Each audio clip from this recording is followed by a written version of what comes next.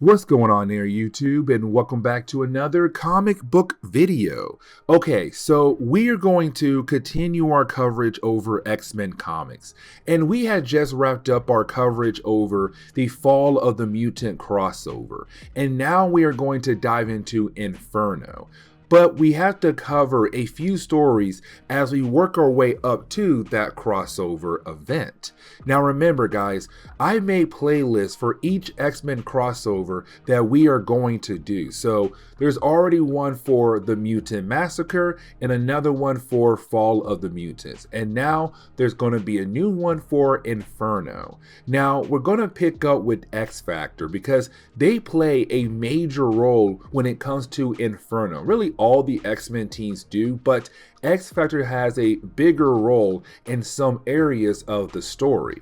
Now, before we are able to jump into the main X Factor series, there is one more tie-in when it comes to the Fall of the Mutant crossover that we have to cover, but it takes place at the very end of X Factor involvement in the actual crossover, and that would be Fantastic Four number 312. It's really more of the aftermath of what happened to X Factor and Fall of the Mutants. Now, when it came to the Fantastic Four, they were a different team around this time. You had the Human Torch, you had Ben Grimm, but you also had Crystal. We already know that she isn't a human, but you also had She-Thing as well. Now, when it came to She-Thing, she was really Miss Marvel before she became She-Thing.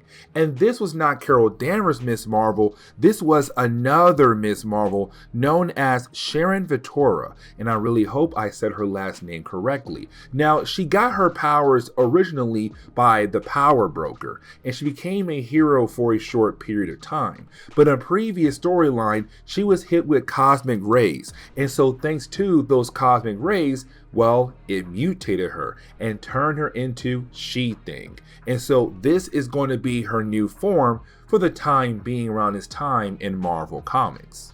Now, thanks to a previous story arc, you had the Fantastic Four crash land in Wakanda. Now, they already asked T'Challa to give them a ride back over to America, except when they go into the other room, well, they see T'Challa talking to Doctor Doom. Now, here's the thing about Doctor Doom around this time. He was no longer the ruler of Latveria. He lost his country to another character known as Christophe Bernard. Now, when it comes to Christophe Bernard, he believed that he was Doctor Doom, and over time he began to take up the actual mantle of Doctor Doom because the real Doctor Doom was presumed dead to the rest of the world.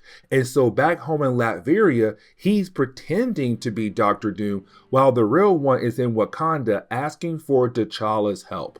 Now, when it comes to T'Challa, he knows that Doctor Doom is a very evil person, but at the same time, he still has a lot of respect for Doom because he is a king, or he was a king.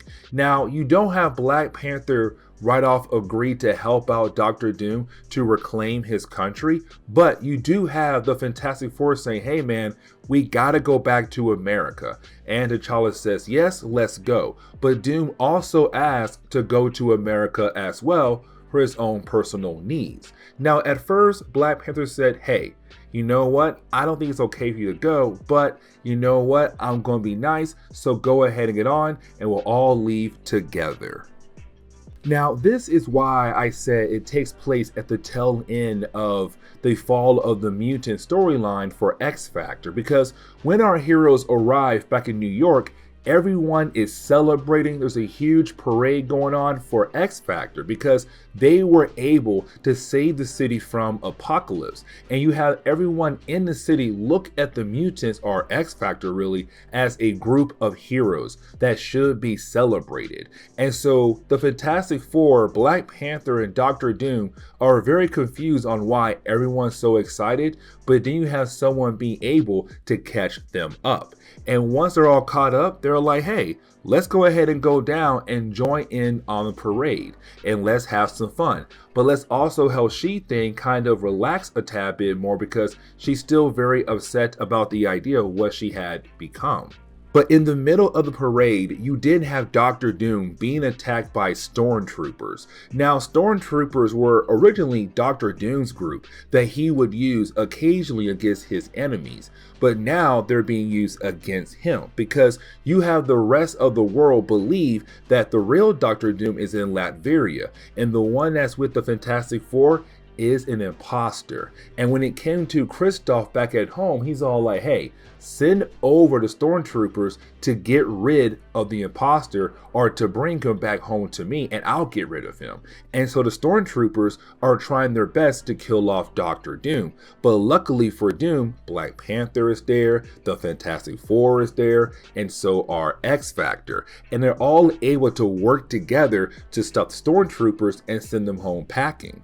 But once you have everyone calm down and beginning to relax a tad bit, you did have Doctor Doom ask X-Factor, Fantastic Four, and also Black Panther to help him reclaim his lost country. Now, right off the bat, you have Cyclops say no. There's no way because Doctor Doom is well known across the world as a bad guy. And so for Cyclops, he knows how truly evil Doctor Doom is. And there's no way he can see himself or his team working alongside with Doom. Now that ticks off Doctor Doom a lot, where he goes ahead and grabs the Beast and also She-Thing and says, listen, if you don't help me, I will go ahead and kill these two off.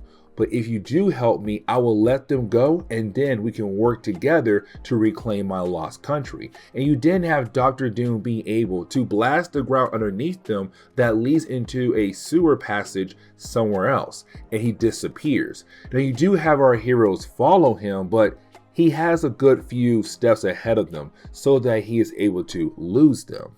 Now we kind of find out that Doctor Doom had a secret passageway that led into the Baxter building. Now here's the thing, because Doctor Doom tells us that he had learned this move from Russia. When it came to Russia, when they were building the embassy for America, they made sure to put microphones inside the building so that they would be able to listen in on the conversation that Americans were having inside the embassy.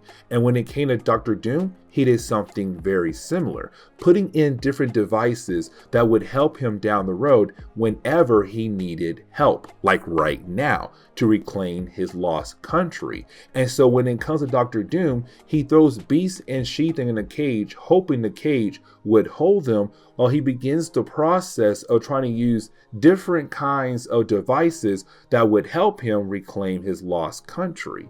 Now, I want to focus on Beast real quick, because when it comes to Beast, he was beginning to lose his intelligence. See, when it came to Apocalypse, he affected Beast in the worst way possible. See, anytime Beast would use his super strength, well, he would lose pieces of his intelligence to the point where sooner or later he would be completely dumb. Matter of fact, the way he is talking right now, he already lost most of his intelligence. Now he's trying to convince She-Thing to use her newfound strength to help break them free from their cage, because if he tries, he'll be completely lost. And so she realized what she has to do, and she's then able to use her super strength to break them free.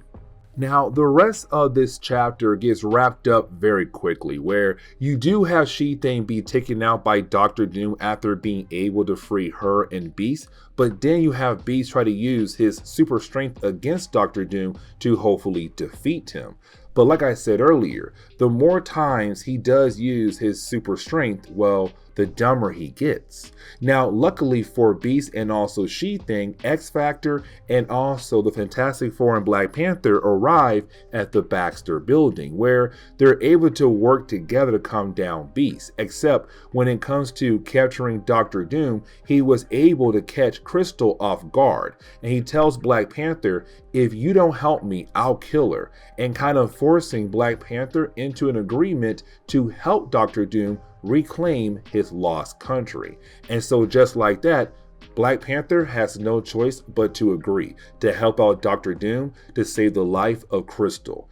And really, that wraps up this chapter, where you have Doom and Black Panther leave, but you have She-Thing really down about being part of the Fantastic Four, and you have X-Factor just leave to go on with their day. Now, as we dive into X Factor number 27, I do want to mention it takes place right in the middle of the holiday season. So it's Christmas time, but you still have X Factor be celebrated across the entire city for defeating Apocalypse. Now, you have X Factor going into the city along with their trainees. Now, I want to focus on Cyclops and Jean Grey here at the moment, because around this time, Cyclops was married, but not to Jean Grey. He was married to Madeline Pryor, except around this time, he believed that Madeline Pryor and his son Cable were both dead. And so with their death being out there in the world, he just moved on and got with Jean Grey. That is going to change very quickly here at the end of this chapter and the next chapter. But either way, you have X Factor coming into New York to help celebrate the holiday season, because they realized that this city was almost completely wrecked thanks to the battle against Apocalypse. There are many people right now who don't have a home to be with other people to celebrate Christmas. And so you have Iceman use his ability to create a Christmas tree right on top of the Empire State Building that also got wrecked in the middle of the battle. Now, let's get back over to Cyclops and Jean Grey, especially Cyclops. And the reason why, because around this time, Cyclops was married to Madeline Pryor, the clone of Jean Grey, which at this time, he had no idea that she was the clone of Jean Grey. Either way, when it comes to Cyclops, he left her behind and his son to go form X Factor. Now, when he came back home to work things out, he believed that she was dead, and so was his son. And so after that, he moved on and then got back with Jean Grey only recently. Except while walking around with X Factor, and he sees a TV playing a current news update about what happened to the X-Men in Dallas, he comes to find out that Madeline was alive, not dead, and she was with the X-Men. But now the X-Men are presumed dead across the world.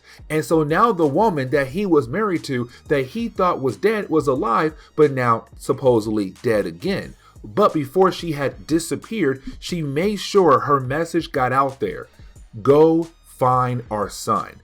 And that tells Cyclops, okay, my son, Cable, is still alive. I have to go find him. My baby, where is he? Now he tells Jean Grey he gotta go, because what he just learned, and he gives her all the information. And Jean Grey understands what Cyclops is going through, but then she realized that she's been alive again for a good while now, and she has not gone home to her own parents yet, and so she heads over there. Now, you also have X Factor beginning to move into their new base, because remember, when it came to the original base of X Factor, it was when they were going around pretending to be a group of humans who were going out of their way to hunt down mutants, but in reality, they were out there trying to help find mutants and bring them back to their base to help train those mutants. Well, that base got taken over by Cameron Hodge, but also got blown up. Not blown up, got crushed, I think. But either way, it's gone. And so they have no home. Well, actually, they do. It's Apocalypse aircraft. Apocalypse left, and they said, okay, we'll just move in. And so this is X Factor moving into their new base.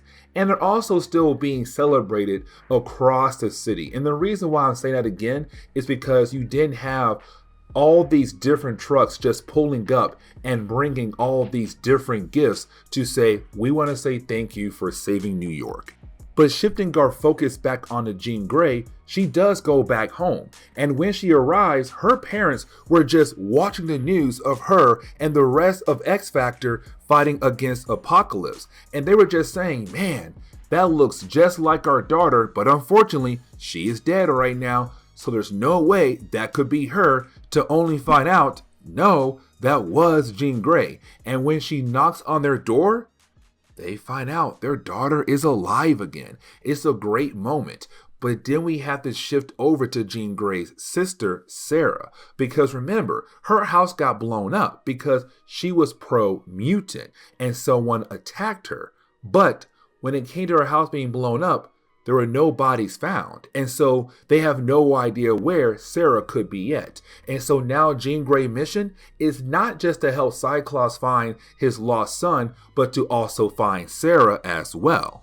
Now, the rest of this chapter really does focus more on the trainees of X Factor. So, Artie, Leech, Boom Boom, Richter, Fire Fist, and Skid. Now, they're at the base of Apocalypse, their new home technically, and they're seeing all these trucks just pulling up left and right to give them more and more gifts that came from different people across the city. But then you have our young heroes realize that they should give back to the city because they got reports that many people were affected by the battle with Apocalypse. A lot of people lost their home. A lot of people got injured. So why not go out of their way to give them something back? Like different toys or different clothes to help them keep warm, different kinds of gifts. And so you have our young heroes pack everything up and they head to a nearby children's hospital first. Except when they get nearby it, they get confronted by some gang members. Now, I'm not going to really sit down and focus on this section right here because you do have Jean Grey and the rest of X Factor minus Cyclops appear to make sure the kids are safe and sound, but to get rid of those gangs members who are trying to, beat them down basically. And they were able to take all those gifts to a nearby children's hospital. Now, while you have X Factor celebrating all the children at this hospital, you didn't have Cyclops appear. And when he does, he tells Jean Grey, hey, I'm leaving. I have to go out there and find my son. And so I only came here to tell you I'm leaving in the morning. I'm going to the airport. I'm flying out to begin my hunt for my son.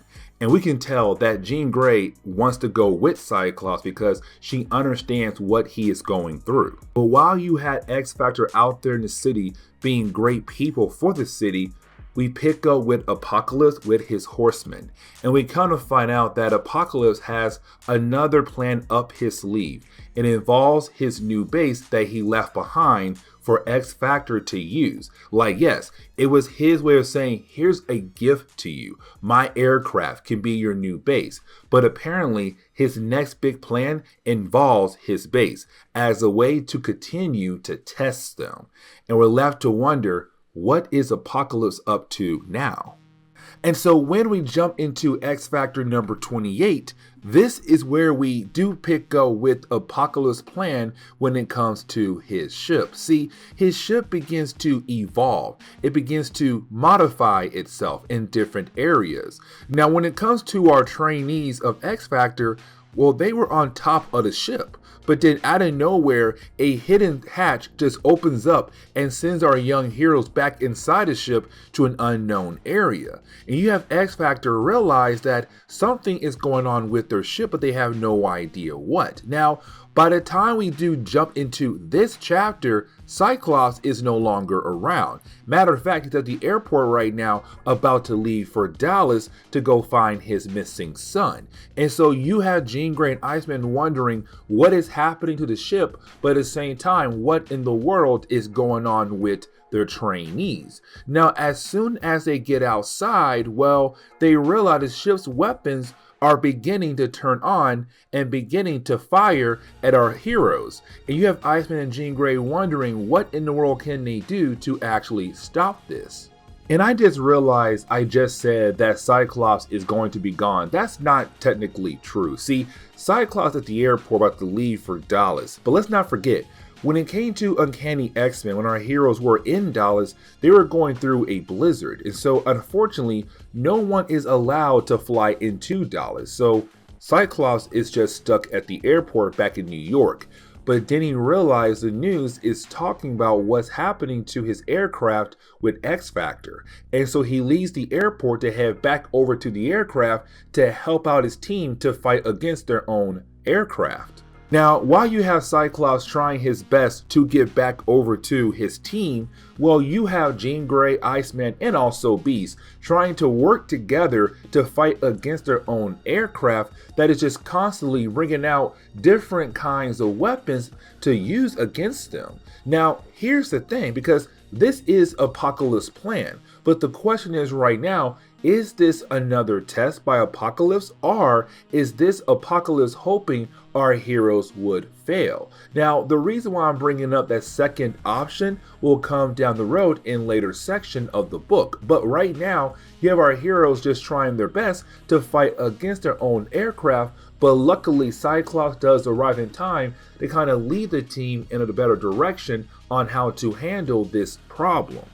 But then we pick up with Archangel. Now remember, this takes place just moments after Apocalypse had turned Angel into Archangel. So his emotions are not really, on a good level at the moment. But he went over to the apartment of his ex-girlfriend, Candy Southerns. Now let's not forget, he was with Candy, but the early parts of X Factor, Angel was trying to get with Jean Grey, because when she came back, Cyclops was married to Madeline Pryor, and she felt like she could not be with Cyclops no more because he was married. And so they left the door open for Angel, except one time when he was trying to cheer up Jean Grey, Candy walked in, and she thought that it was Angel trying to move on. And this is him trying to reconnect with her, except when he gets to her apartment, he realized that the possibility that she has been taken. Now we jump over to our young heroes, and we kind of find out they arrived at a different part of the aircraft, the brain of the aircraft. The entire place is being run by an AI system, but the problem is it was programmed a certain way by Apocalypse. Now when it comes to Artie, who has the ability to connect his mind to other people's mind, he was able to realize that if our young heroes are able to break the cords that are connected to the control system of the AI, then it would be free from Apocalypse program, and then possibly stop attacking everyone on the aircraft. Now, when our young heroes are able to break those cords, they were right. Like, yes, the system, the AI system, was finally free from Apocalypse control and begins to shut down the actual weapons, until we begin to learn there was a failsafe program as well. And with that failsafe program, Apocalypse made sure if anybody was able to break through the first program, the entire aircraft was set to explode in 10 seconds. Now, this is the longest 10 seconds I've seen in a long time in a comic, because you had the aircraft being able to talk to both the young trainees and also the main X Factor team to say what is actually going on. There is a bomb gonna go off and blow up the entire city, unless you are able to get the bomb out of me and get it far away from the city. And of course, you do have our heroes being able to do that, but again, it was a very long 10 seconds where our heroes were able to find the bomb after digging into the ship, pulling the bomb out and throwing it far, far away. But the day was saved. But after being able to defuse the bomb, our heroes have to explain to New York what happened with their aircraft. Now, when it comes to Cyclops, he explains that the aircraft is, being run by an AI system that was originally being dominated by Apocalypse and his programs. But they were able to free the actual AI, and now it is able to help them achieve their goals, which is again, helping out both mutants and humans, but bringing both sides together as one. Now, while you have Cyclops saying this at a live press conference, and of course it's being played on all TVs across the city, Apocalypse sees that his backup plan had failed. Now, at first, he's still somewhat angry about the idea his plan failed, but we can tell this man has other plans up his sleeve. He also tells Caliban it's now time for him to begin working on Caliban like he did with Archangel. Now we jump over to a random bar where you have more people watching the press conference that was done by Cyclops. And you have a guy mention that he wished he was a mutant. And the only reason why, because all the fame that certain mutants are getting, but also because a lot of ladies are now beginning to fall for mutants, you didn't have a random woman walk up to this young man and she asked him, why do you want to be a mutant? And he explains to her why. And she's kind of like, you know what? Walk with me. Let's talk for a little bit. But also, she has some plans up her sleeve as well, possibly another enemy for our heroes.